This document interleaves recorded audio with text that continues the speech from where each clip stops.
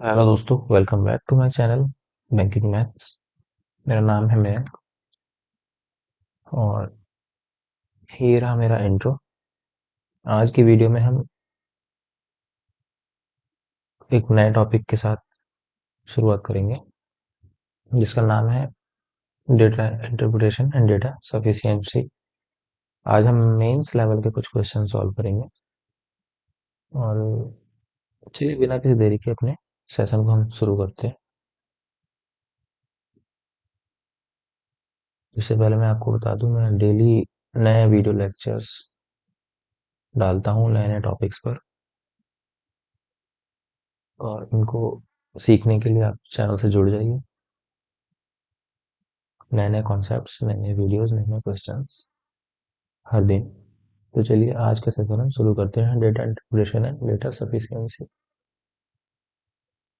तो देखिए, सबसे पहला क्वेश्चन देखते हैं, मेंस लेवल का क्वेश्चन है। क्लरिकल मेंस मेनली बोले तो सबसे पहला क्वेश्चन हमारे पास क्या बोलता है कि देयर आर 5 टूरिस्ट गाइड्स। ठीक है, 5 टूरिस्ट गाइड्स हैं, इनका नाम क्या क्या क्या है? A B C D. इनके नाम है A B C D and E, who earn different amounts depending upon the temperature of the hill stations they are working on a particular day. The scatter graph given below shows the temperature in degree Celsius of the hill station on which the guide is working in x-axis and the amount paid to the tourist guide for working at that particular station in y-axis. क्या बोलता है question में?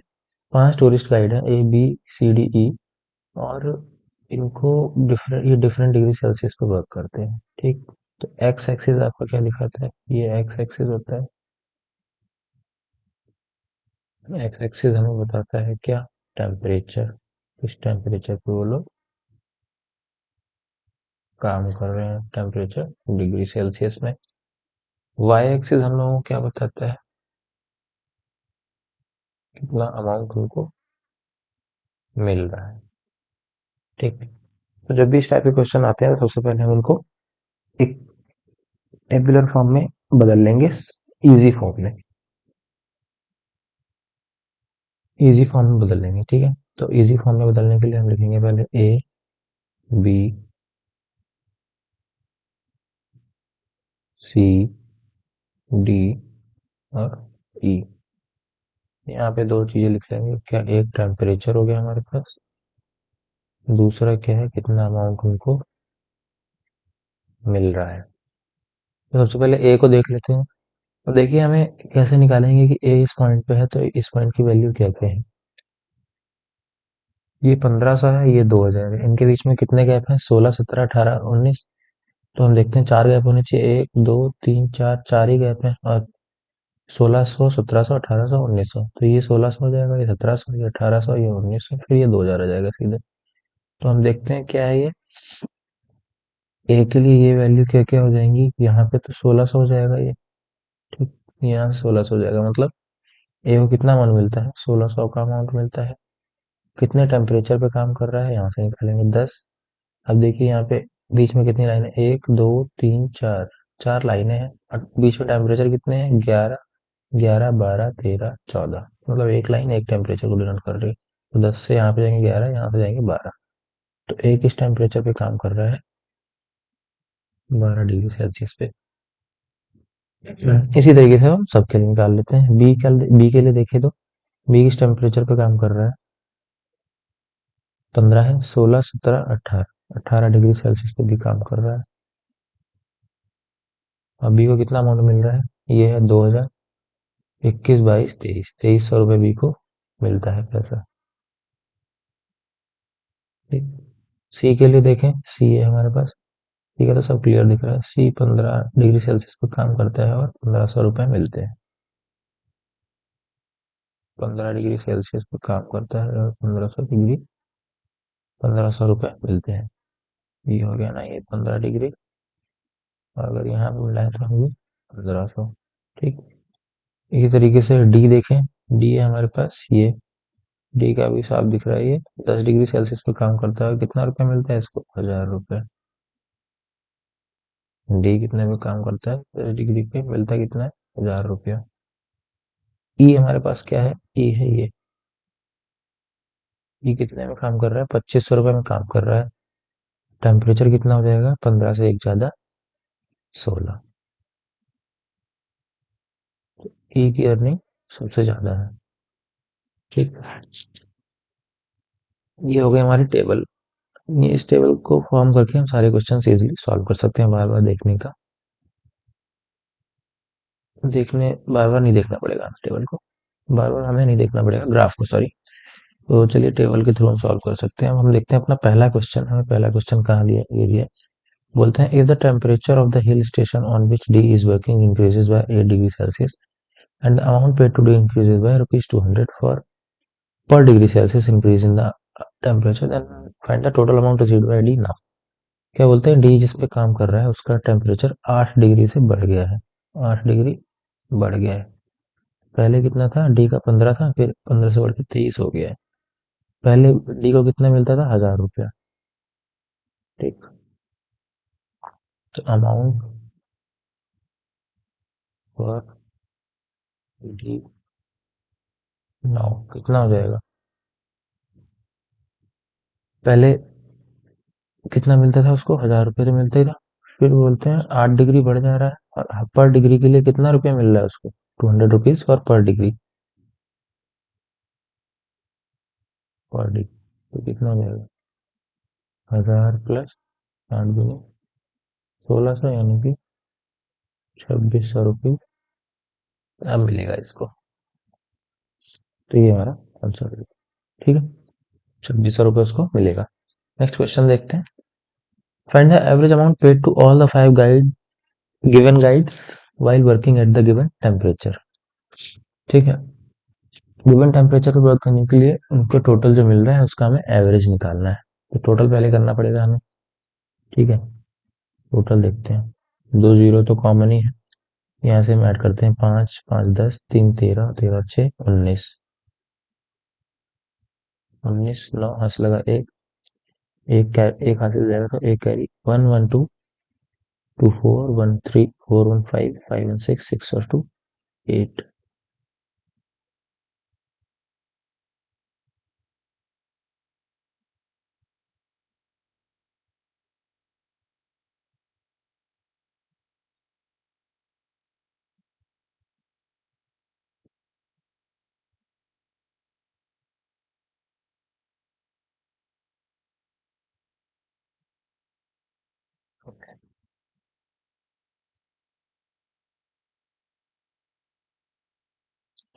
$8,900 हो गया total add करके।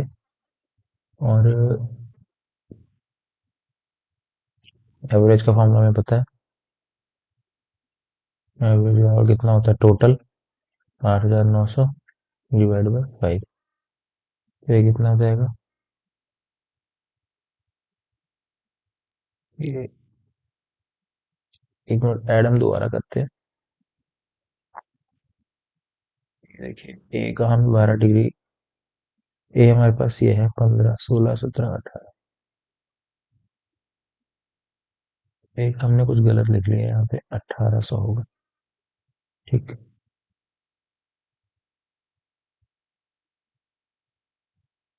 तो ये 8,900 नहीं होगा, ये हमारे पास कितना हो जाएगा, 9,100, 9,100। एवरेज हमारे पास कैसे आएगा, इसको हटा दीजिए, 9,100/5, 1820 रुपये। ठीक, ये जो हमारे पास आंसर, ग्राफ में कुछ हमने गलत देख लिया था, 1500, ये 16, ये 17, ये 1800 होगा। ठीक, नेक्स्ट क्वेश्चन देखते हैं। नेक्स्ट हमारे पास, if the temperature of the hill station on which C is working increases by 20%, C जिस पर काम कर रहा है उसका टेम्परेचर कितना बढ़ जाता है, 20% बढ़ जाता है। ठीक, and the amount paid to C at that particular temperature is calculated as 2000 plus 50 into T. ठीक,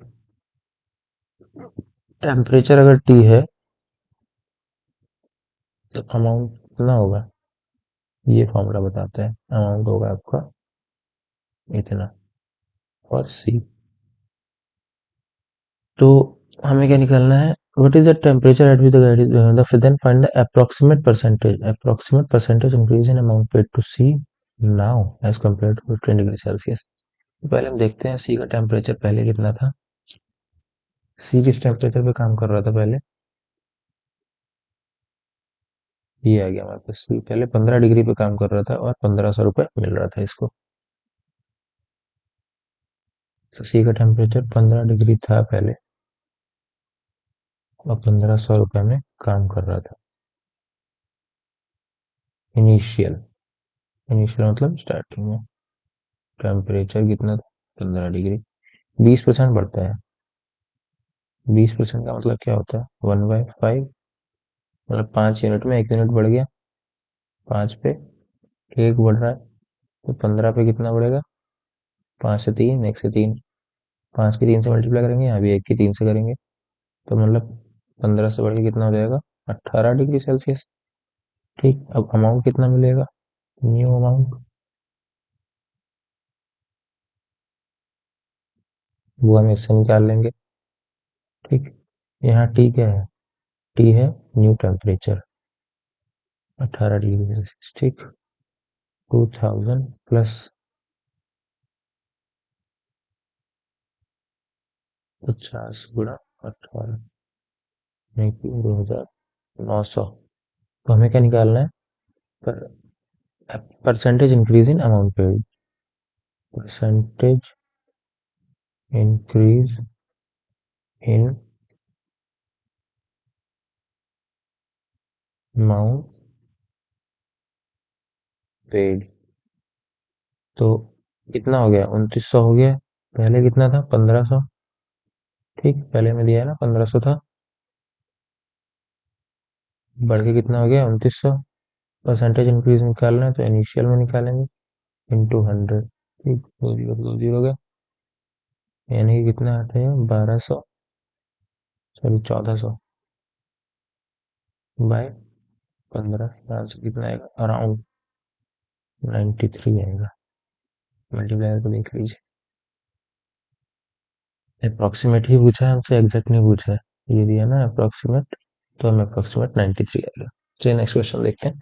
find the ratio of the amount paid to A and E respectively while they are working at the given temperature. ये तो काफी easy है, ए और ई को कितना amount मिल रहा है उसका हम डिवाइड करना है। ए और ई, ए को हमारे पास कितना मिल रहा है 1800, ई को मिल रहा है 2500, रेशियो निकालना है, सीधे सीधे डिवाइड कर देंगे। 1800/2500, एक कटेंगे भी नहीं तो एक दूसरे से, तो सीधे रेशियो क्या आ जाएगा, 18/25। ठीक, नेक्स्ट क्वेश्चन देखते हैं। If the amount paid to the respective guides while working at the given temperature is for handling only one tourist, then find the amount paid to A, B, and E together if they handle 5, 3, and 4 tourists respectively at the given temperature. ठीक, इसमें क्या बोलते हैं, A B E. Graph में अगर हमें जो पहले कितने हैंडल करता है, 5, ये 3, ये 4 टूरिस्ट। ठीक, और जो हमें ग्राफ में दिया है वो पर टूरिस्ट दिया है कि एक टूरिस्ट को उसको कितना रुपया मिलता है, दिया है ना, क्या बोला है,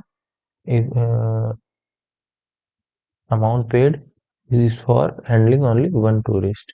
ग्राफ में जो दिया है वो एक टूरिस्ट के लिए दिया है, ए बी और ई का निकालना है हमको। तो ए को कितना मिलता है,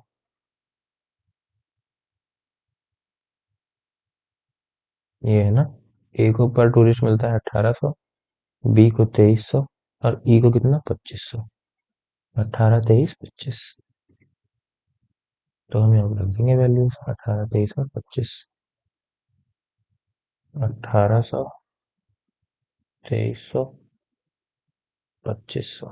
ठीक है, हमें टोटल निकालना है, मल्टीप्लाई करना होगा इनका।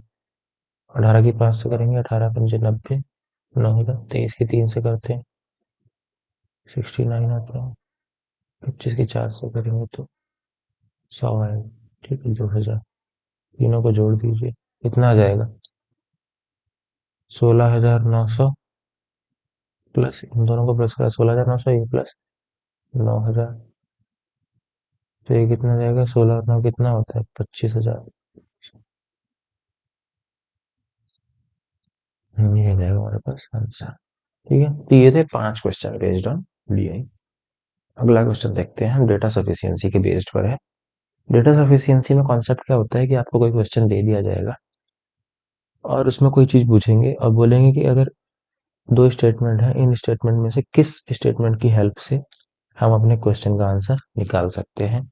अगर किसी एक स्टेटमेंट के बेस पे निकाल सकते हैं तो हम बोलेंगे कि वो अकेले स्टेटमेंट सफिशियंट है, और अगर दोनों की जरूरत पड़ेगी तो हम बोलेंगे दोनों स्टेटमेंट्स की जरूरत से ही, हेल्प से ही, the data given in both statement together are necessary. उस केस में क्या आएगा, अगर हम दोनों स्टेटमेंट से निकालते तो वो होगा data statement, data in both statement together are necessary to answer the question. अगर दोनों से ही नहीं निकलेगा तो हम बोलेंगे one and two together are not sufficient. अगर किसी दोनों किसी एक से भी निकल जाएगा, मान लीजिए पहले से भी निकल सकता है दूसरे से भी, तो उस केस में क्या निकलेंगे, ये वाला करेंगे कि हाँ इधर दिस और दिस सफिशिएंट रिटर्न स्टेटमेंट। और अगर केवल पहले से निकल जाएगा दूसरे से नहीं निकल सकता तो ये, और दूसरे से निकल जाए पहले से नहीं निकल सकता तो ये वाला। थोड़ा कंफ्यूजिंग है, चलिए हम देखते हैं।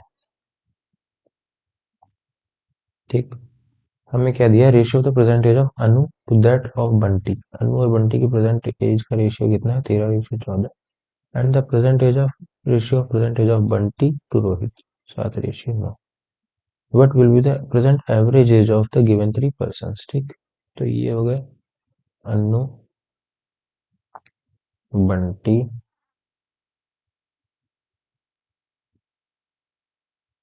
तीसरा कौन है हमारे पास, रोहित। तीन लोगों का रेशियो दिया हुआ है हमें। ठीक, अनु और बंटी का कितना दिया, 13:14, और इनका कितना दिया, 7:9। 7 को कितने से मल्टीप्लाई करें कि 14 आ जाए, 2 से करेंगे। यहाँ को 9 को कितने से करेंगे तो 2 से ही कर देंगे, तो कितना हो जाएगा, 18। तो अनु रेशियो बंटी रेशियो रोहित किया जाएगा 13:14:18। ठीक, उम्मीद है आपको ये चीज समझ में आई होगी। यहाँ 18 कैसे आया, क्योंकि यहाँ पे 7 है और यहाँ पे 14 है, तो दोनों को हमें सेम करना होगा तभी हम सेम रेशियो निकाल सकते हैं। सेम करने के लिए 7 को कर देंगे 2 से मल्टीप्लाई, तो 9 को भी 2 से करनी पड़ेगी। 14:18, ये हो गया हमारे पास 13:14:18। तो एवरेज क्या रहेगी, अगर इनके बीच को हम एक्स मान लेते हैं, एक्स कॉमन है, 14x 18x डिवाइडेड बाई, यानी कि 14 13 27, और 27 और 18 कितना हो जाएगा आपका 45x बाय, यानी कि 15x। ये एवरेज हो जाएगी और यही हमें निकालनी है। तो अगर हम किसी भी तरीके से x की वैल्यू निकाल लें तो हमारे पास सॉल्यूशन आ जाएगा। अब देखते हैं स्टेटमेंट वन क्या बताता है हमें। स्टेटमेंट वन क्या बोलता है, 5 years hence from now age of Anu will be 10 years less than that of Rohit. आज से 5 साल बाद जो अनु की एज है वो रोहित की एज से 10 साल कम हो जाएगी। तो 10 साल कम हो जाएगी, 5 साल बाद हो चाहे अभी हो, एज तो हमेशा सेम ही रहनी है। तो डिफरेंस, माफ कीजिए, डिफरेंस तो हमेशा सेम ही रहना है, जितने बड़े, जितना उनके बीच में गैप आज है उतना ही 5 साल बाद होगा, क्योंकि दोनों एक तरीके से ही बड़े हो रहे हैं। ठीक, 50 साल बाद भी उतना ही डिफरेंस होगा जितना आज डिफरेंस है। भाई आज आप अगर अपनी बहन से 2 साल बड़े हो तो आप 50 साल बाद भी अपनी सिस्टर से 2 साल बड़े ही होगे। ठीक, तो यही कॉन्सेप्ट हम यहाँ पे लगाएंगे। जो 5 साल बाद दिया है, 10 साल छोटी है अनु, आज भी 10 साल छोटी होगी अनु। ठीक, किससे, रोहित से। तो कितनी छोटी है, 18x - 13x। इनके बीच का गैप हमें कितना दिया है, 10। इसके बेस पर है ना, 18x - 13x बराबर 10। स्टेटमेंट वन हमें ये बताता है 5x बराबर 10, तो x की वैल्यू कितनी आ जाएगी, 2। यानी कि x की वैल्यू हमें मिल जा रही है। तो statement one is sufficient. Statement one हमारे पास हो गया कि इसकी हेल्प से तो हम आंसर निकाल सकते हैं। अब देखते हैं स्टेटमेंट टू की हेल्प से निकाल सकते हैं कि नहीं निकाल सकते हैं। स्टेटमेंट टू क्या बताता है, age of Bunty 2 years ago was same age the present age of Anu. ठीक, एज ऑफ बंटी, बंटी की एज कितनी है अभी प्रेजेंट, 14 है। बोलते हैं age of Bunty 2 years ago, 2 years ago मतलब -2।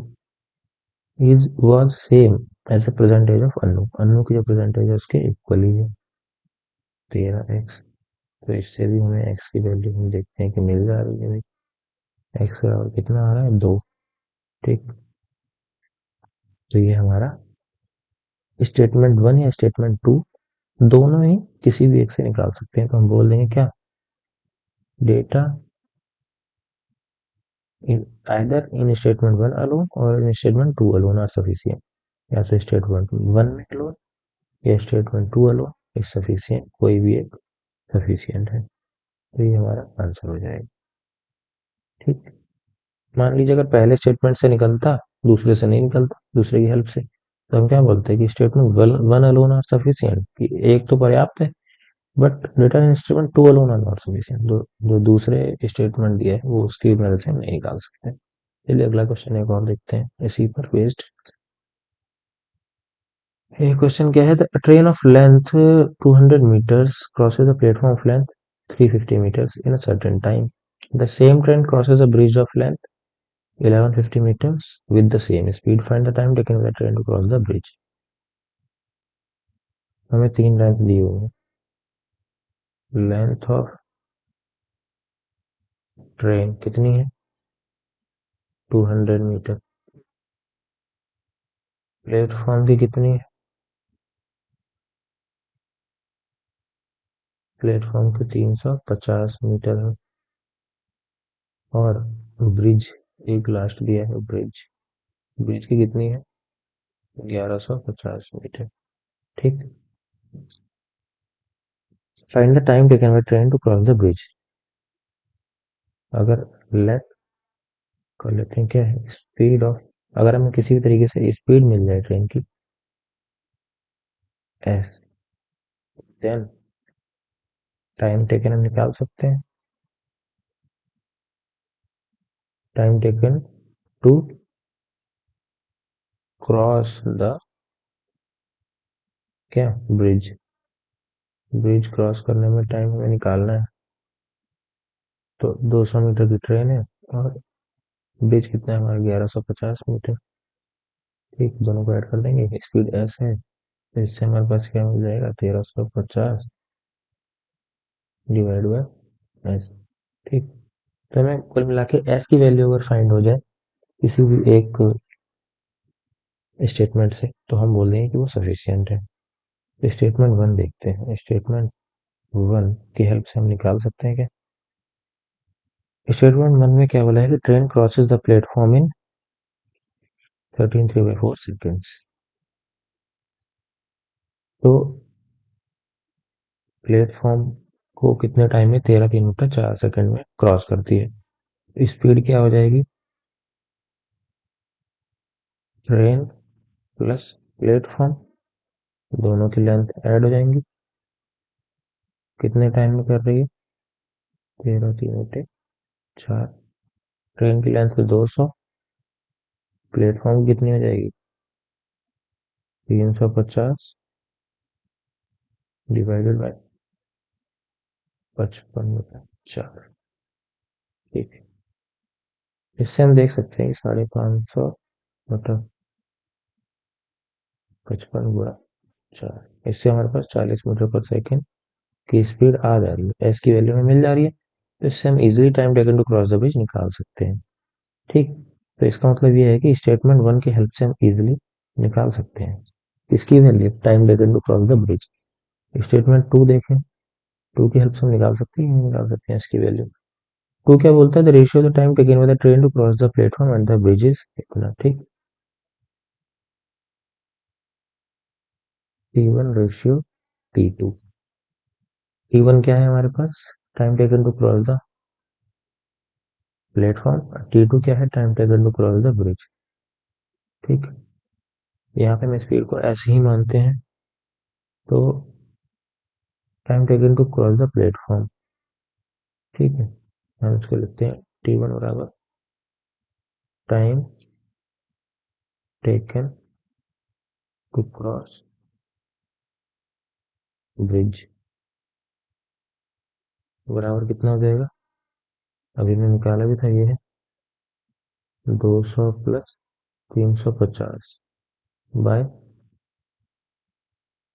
एस। अब हम यहाँ पे एस की वैल्यू 40 नहीं रखेंगे क्योंकि हम तो स्टेटमेंट टू की हेल्प ले रहे हैं, खाली वन का तो हमें पता ही नहीं है, वन के हम कोई यूज नहीं करेंगे। खाली स्टेटमेंट टू को देख रहे हैं कि वो सफिशियंट है कि नहीं। तो अगर हम इसको एस रखते हैं, सिमिलरली टी टू बराबर क्या हो जाएगा, 200 प्लस 1150, क्योंकि यहाँ पे हम प्लेटफॉर्म सॉरी ब्रिज की लेंथ लेंगे, क्योंकि टी टू क्या है, time taken to cross the, यहाँ पे ब्रिज नहीं होगा सर, यहाँ पे होगा हमारे पास प्लेटफॉर्म। ठीक, ये होगा प्लेटफॉर्म, यहाँ होगा ब्रिज, ये ब्रिज का है, ये एस, 11 से 1350 बट्टा एस। बट हम देखते हैं कि हमें T one ratio T two दिया हुआ है, T one by T two अगर हम वैसे भी करते ना, तो हमारे पास ये 550 बट्टा एस होता, और ये होता 1350 बट्टा एस। एस से तो एस कट जाता, तो ये रेशियो तो हमारे पास ऑलरेडी हमें पता ही है, 11:27। इसकी हेल्प से हम एस की वैल्यू नहीं निकाल सकते हैं किसी भी तरीके से। ठीक, अगर हमें T one ratio T two दिया है, तो हम क्या देखते हैं कि state data and statement one alone are sufficient to answer the question, while the data and statement two alone are not sufficient. तो वन तो सफिशिएंट है, वन की हेल्प से हम निकाल सकते हैं, लेकिन स्टेटमेंट टू की हेल्प से हम नहीं निकाल सकते हैं। तो ये हो जाएगा हमारा आंसर, ये वाला। इसी तरीके का एक और क्वेश्चन देखते हैं, ये उसी से मिलता जुलता है बट ये थोड़ा अलग है। इस टाइप के क्वेश्चंस भी आपको मेंस में इजीली देखने को मिल जाते हैं, दो से तीन, तीन से चार क्वेश्चन आराम से मिल जाते हैं। तो चलिए देखते हैं ये क्या बोलता है कि a shopkeeper suffered loss of 25% when he sold an article after giving a discount of 10% on the mark price which of the following information is true. ठीक है, तो अब हमें जो जो दिया है इसको तो हम पहले वो लिख लेंगे, सॉल्यूशन क्या है।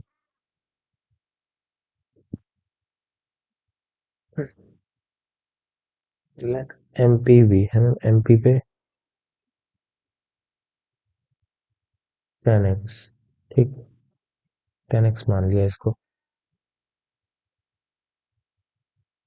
10x 10 मानो खाली, एमपी पे एक्स रखने पे हमें थोड़ा और टफ पड़ता है, हम इसको 10 मानेंगे। ठीक, 10 यूनिट है ये। ठीक, अब कई लोग इसको सोचेंगे 10 रुपए, नहीं नहीं, 10 यूनिट है।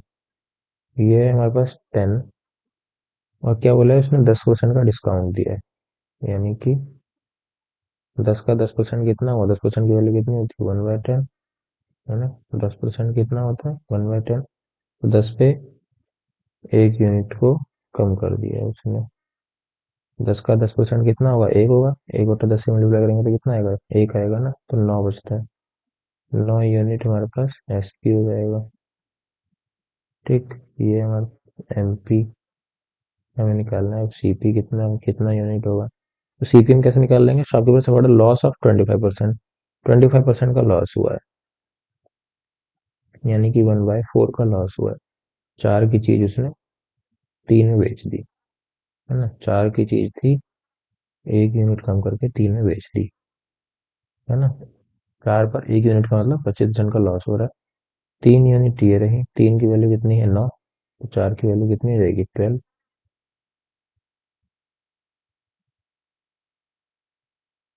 कोई भी यूनिट ये हो सकती है। ठीक, तो ये 12 यूनिट, ये 9 यूनिट, 9 यूनिट, और ये 10 यूनिट। ये चीज आपको पूरी समझ में आई, कोई दिक्कत है तो आप कमेंट बॉक्स में कमेंट जरूर करें। ठीक है, हमने यहाँ पे एमपी को 10 यूनिट, मार्क प्राइस को 10 यूनिट माना, और 10% का उसको हो रहा है लॉस, तो मतलब 10 यूनिट पे 10% का लॉस होगा, मतलब एक यूनिट का लॉस हो जाएगा, तो 9 यूनिट में आ गया। अब बोलते क्या कि उसको जो लॉस हो रहा है वो 25% का हो रहा है, मतलब 100 रुपए की चीज वो 25% लॉस करके 75 में बेच रहा है। ठीक, तो 25 अगर इसको हम काटें तो 25 चौक 100, मतलब चार की चीज तीन में बेच रहा है ना। अब यहाँ कितने में, 9 में दिखा रखा है, तो 9 को मल्टीप्लाई करने के लिए यहाँ तीन से करेंगे, यहाँ भी तीन से करेंगे, चार तीन 12, यहाँ आंसर आ जाएगा कितना, 12, 12 यूनिट कॉस्ट वाइज है। ठीक, अब हमें देखते हैं पहला क्वेश्चन हमें क्या बोलता है। अब इसमें पूछा गया है कि which of the following information is true according to the given information. इनमें से कौन सी इन्फॉर्मेशन ट्रू है, ये एक ट्रू है, दो ट्रू है, थ्री, कौन सी इन्फॉर्मेशन ट्रू है। फर्स्ट देखते हैं, फर्स्ट क्या है, if the CP of the article is 48, ठीक। अब बोल दिया इसने 12 यूनिट की वैल्यू हमें दे दी है, कितना, 48 रुपीज, ठीक। एक की वैल्यू कितनी हो जाएगी, 4 रुपीज, ठीक। And the shopkeeper sold the article after giving a discount of 15% instead of 10%। तो यहाँ पे हमारे पास एमपी कितना हो जाएगा, 10 यूनिट था, यानी कि 10 गुणा 4, यानी कि 40 रुपीज, ठीक। फिर क्या बोलते हैं, अब शॉपकीपर ने डिस्काउंट कितने का दिया है, 15% का दिया है। अगर दिया होता है ना, अगर 15% का दिया होता तो एसपी कितना होता, 40 गुणा 15% निकाल दो, 100 में से 15 घटा 85 बचेगा, ये हो गया 5 दूनी 10, 5 सत्ते 35,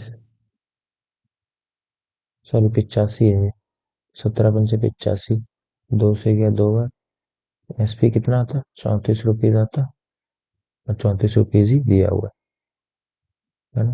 इसका मतलब ये इन्फॉर्मेशन तो हमारी बिल्कुल करेक्ट है, ये सारी क्वेश्चंस को फॉलो कर रही है। इन्फॉर्मेशन टू क्या है, इन्फॉर्मेशन टू देखते हैं, क्या ये भी ट्रू है। बोलते हैं if the CP of the article is rupees 50, ठीक। इसमें क्या दिया है, 12 यूनिट सीपी है हमारा, की वैल्यू 50 दी, तो एमपी कितना होगा, 10 यूनिट, यानी कि 50/12 गुणा 10, यानी कि 500/12। और इसमें भी डिस्काउंट अगर 15% बोल रहे हैं, 15% का डिस्काउंट दिया होता, 15% दे रहा है, तो उसका सेलिंग प्राइस कितना होगा, 40 होगा। देख लेते हैं सेलिंग प्राइस कितना होगा, अगर 15% डिस्काउंट देगा, 500/12, 15% डिस्काउंट देगा, तो बचेगा कितना, 85/100, ठीक। 100 से ये बुरा बुरा गया 5 बार, कितना है, 5×5 = 25, 2×5 = 40, 2 42/12, इसको काटेंगे तो काट दिया 36, 12×5 = 60, 35 पॉइंट कुछ आएगा हमारे पास, 35 समथिंग कुछ आएगा, 35.45 ऐसा कुछ। तो ये हमारी इंफॉर्मेशन गलत हो गई, ये गलत है साफ साफ। यहाँ बोल रहा है कि 40 होगा, लेकिन ये हमारा कितना आ रहा है, एचपी 35.4 आ रहा है। इंफॉर्मेशन थ्री है हमारे पास, इंफॉर्मेशन थ्री क्या बोलती है, ये the CP of the article is rupees 65, तो यहाँ 12 यूनिट की वैल्यू हमारे पास 65 दी है, ठीक। एमपी कितना हो जाएगा हमारे पास, 65/12 गुणा 10, ठीक। 65/12 गुणा 10, ये हो जाएगा 650/12। तो एसपी कितना हो जाएगा, सेम चीज बोल रहा है, यहाँ भी 15% का डिस्काउंट दे रहा है, तो यहाँ भी हम 650/12, 85/100, एक जीरो से एक जीरो गया, 5 से 17 बार गया, 5 से 2 बार गया, यहाँ पे कितना आ रहा है, 17×5 = 85, 17×6 = 102, और 102 और 8 को जोड़ देंगे तो 110, नीचे कितना आ रहा है, 12×2 = 24। यहाँ पे कितना बोल रहा है, 55 होता है, 55 तो है ही नहीं, कुछ और ही आ रही है वैल्यू, तो पॉइंट में आएगी, ठीक। इसका मतलब ये भी हमारा गलत है। तो हमें कौन सी इन्फॉर्मेशन ट्रू लग रही है, ट्रू है हमारी खाली ओनली वन, ये हमारा आंसर हो जाएगा। नेक्स्ट क्वेश्चन देखते हैं।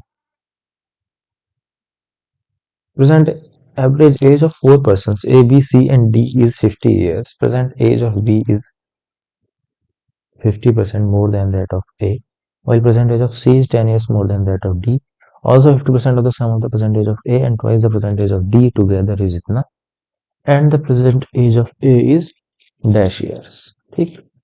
इस टाइप के क्वेश्चंस भी आपको बहुत सारे देखने को मिल जाएंगे इसमें, कि आपको दो से तीन तीन तीन क्वेश्चन लगभग अराउंड में मिल जाते हैं देखने को, 3 से 4, कई बार 5 क्वेश्चन भी आ जाते हैं। तो ये भी हमें देखने हैं कैसे सॉल्व करेंगे हम इनका। हम पहले सॉल्यूशन शुरू करते हैं। एवरेज एज हमें दी है कितनी, 50 साल। एवरेज कैसे निकलता है, A plus B plus C plus D divide by 4 होता है, इनकी टोटल एज का 4 होगा। कितना दिया है, 50 दिया है, तो A plus B plus C plus D कितना हो जाएगा हमारे पास टोटल जोड़ के 200। ठीक, सबको जोड़ के 200 आ जाएगा। दूसरा स्टेटमेंट क्या है, present age of B is 50% more than that of A. तो बी की जो एज है ए से 50% ज्यादा है। इसको हम बहुत शॉर्ट फॉर्म में भी लिख सकते हैं, लेकिन आपको समझ में आए इसलिए मैं ऐसा लिख रहा हूँ। इसको बी बराबर 3/2 ऑफ ए, यानी कि ए और बी का रेशियो कितना हो जाएगा, 2/3। ठीक है, एक ये हमारे पास आ जाएगा, ये हम उनको लिखते जाएंगे, ये 1, ये हो जाएगा हमारे पास 2। और लास्ट में एक और स्टेटमेंट दिया है कि percentage of C is 10 years more than that of D. C की जो है डी से 10 ज्यादा है। ये हो गया हमारे पास 3। ये तीन चीजें दी हैं। फिर बोलता है 50% of the sum of percentage of A and twice the percentage of D together. ठीक, 50% का मतलब 1/2 of the sum of percentage of A and twice the percentage of D. Twice the percentage of D together is, ये हमने मान लिया X. ठीक, and the percentage of A is, ये हमने मान लिया वाई। ठीक, ये हमने मान लिया कितना, एक्स, ये हमने मान लिया वाई। तो ये हमें एक्स और वाई की वैल्यूज गिवन है, ये पहली एक्स है और ये वाई है। तो हमें ये बताना है कि एक्स और वाई की कौन सी वैल्यूज सेटिस्फाई कर रही हैं। The values given which of the following options will fill in the blanks in the same order in which it is given, make statement true। ठीक, एक्स और वाई की कौन सी वैल्यू, एक्स 75, वाई 40। चलिए देखते हैं, अगर एक्स फर्स्ट वाले के लिए देखते हैं 75, 40। तो वाई की अगर 40 होगी तो हमारे पास ए बराबर कितना आ जाएगा, वाई बराबर 40। ठीक, इसको मैं मान लिया स्टेटमेंट 4। तो क्या हो जाएगा, फ्रॉम 4 1/2 ए हमारे पास 40 हो गया प्लस 2d बराबर एक्स। ये एक्स है, एक्स की वैल्यू कितनी है हमारे पास 75, एक्स की जगह रख देंगे 75। ठीक, वाई की वैल्यू 40 थी तो यहाँ पे रख दी, एक्स की वैल्यू 75 है तो वो यहाँ पे रख दी। तो ये क्या हो जाएगा हमारे पास 40 प्लस 2d बराबर, मल्टीप्लाई कर देंगे 75 की, 2 से ऊपर जाएगा 150। 2d is equal to 110। D बराबर कितना आ जाएगा, 55। ठीक, डी बराबर 55 आ गया तो सी बराबर कितना आ जाएगा, 55 और 10 65 फ्रॉम दिस इक्वेशन बराबर 65। बी बराबर कितना आ जाएगा, 3/2 ऑफ ए, 3/2 ऑफ ए की वैल्यू कितनी है, 40 है, यानी कि 2 से 40 गया 20 बार, कितना हो जाएगा, 20 दिया 60। बी की वैल्यू 60। ठीक है, तो इन सबको जोड़ के हमारा कितना आना चाहिए, 200 आना चाहिए इक्वेशन 1 के हिसाब से, है ना। तो देख लेते हैं 200 आता भी है। 60 प्लस 65 कितना हो जाएगा, 60 प्लस 65 प्लस डी की वैल्यू कितनी है, 55 प्लस 40। इन सबको प्लस करोगे ना तो हमारा जो आंसर आएगा 220 आएगा, जो कि गलत है ना। तो ये तो हमारा एक्स और वाई की वैल्यूज को सेटिस्फाई नहीं कर रहा है। ठीक, इसी तरीके से आपको सारे चेक करने हैं, जो सेटिस्फाई कर रहा है वो हमारा आंसर हो जाएगा। ये हमने फर्स्ट को चेक कर लिया तो ये तो नहीं कर रहा है, आइए सेकंड को चेक करते हैं। सेकंड क्या है, 65 और 40, यानी कि एक्स और वाई। ये हमारे पास वाई के बराबर है, यानी कि ये वैल्यू कितनी जाएगी, 40। और इसी तरीके से अब डी की निकालेंगे। डी की कैसे निकालेंगे, इस इक्वेशन से फ्रॉम 4। ठीक, इसकी हेल्प से निकालेंगे। 1/2 ऑफ ए हमारे पास दे दिया है 40 प्लस 2d बराबर एक्स। एक्स कितना हो जाएगा यहाँ पे, 65। ये है ना एक्स, एक्स की वैल्यू यहाँ पे मिली है 65। तो 40 + 2d इज इक्वल्स टू कितना 130। 2d बराबर कितना 90। डी बराबर कितना 45। डी बराबर 45 तो सी बराबर डी + 10 यानी कि 45 + 10 यानी कि 55। बी बराबर कितना बी बराबर हम यहाँ से निकाल लेंगे 3/2 ऑफ ए। 3/2 ऑफ ए कितना है हमारे पास 40। 20 20 या 60। तो कितना आ रहा है a + b + c + d। अगर ये 200 बढ़ जाता है तो इसका मतलब ये वाला हमारा सॉल्व कर जाएगा, सही है, सही बैठ जाएगा। ए कितना है 40। बी कितना है 60। सी कितना है 55। और डी कितना है 45। तो ये 100 + 100 यानी कि 200। इसका मतलब क्या है कि ये तो हमारा बिल्कुल सही बैठ रहा है सेकंड वाला। ठीक है, अब एक लास्ट केस हमारा क्या बचता है वो भी देख लेते हैं। वो बचता है हमारा ये वाला थर्ड वाला देखते हैं। एक्स और वाई कितने हैं 80 और 35। ठीक, तो ए बराबर कितना आ जाएगा वाई बराबर 35। फिर इक्वेशन 3 से सॉरी इक्वेशन 4 से हम निकाल लेंगे डी की वैल्यू। 1/2 ऑफ ए कितना हो गया 35 + 2d बराबर एक्स है। एक्स की वैल्यू कितनी दी है 80। ठीक, ये एक्स है ना, एक्स की वैल्यू दिया 80। तो 35 + 2d बराबर 160। 2d बराबर 160 में से 35 घटाएंगे बचेगा कितना, ये बचेगा हमारे पास 125। तो डी बराबर कितना आ जाएगा 125/2। सी बराबर कितना आ जाएगा d + 10 यानी कि 125 2 से 10 की 20 टाइम हो जाएगा तो 145/2।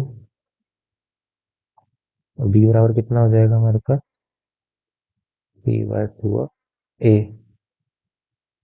है ना, यानी कि 3/2 35। तो अब हम सबको कर लेंगे plus a + b + c + d।